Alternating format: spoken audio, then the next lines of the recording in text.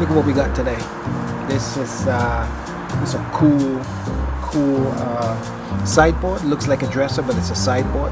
I'm just gonna give it a nice sand. It has a thick layer of lacquer on it, so we're gonna get rid of the extra gloss that holds the paint back from penetrating the wood.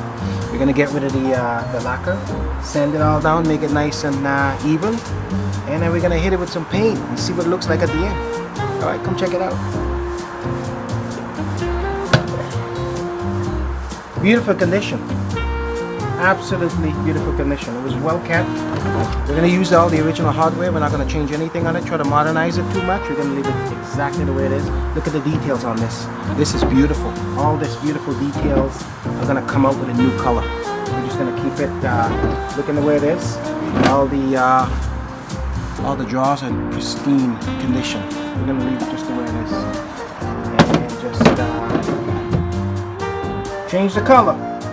We put some tacks in here just to kind of avoid some of the rub spots after painting, and I think it's all ready to go. Let's go.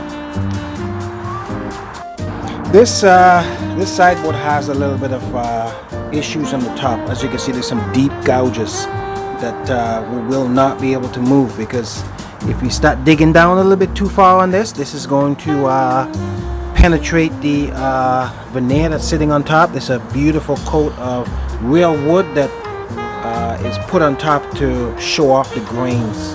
And as you can see, these we leave. We never change these. If we change this gets away from the natural look of the vintage itself, the vintage piece. We don't want to try and make it new. All these scratches and everything, we just even them out as much as we can.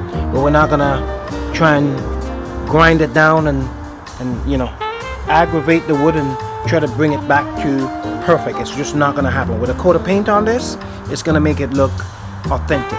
So we're going to keep the authentic look with all this imperfections that are going to look immaculate when we're finished. So let's get busy.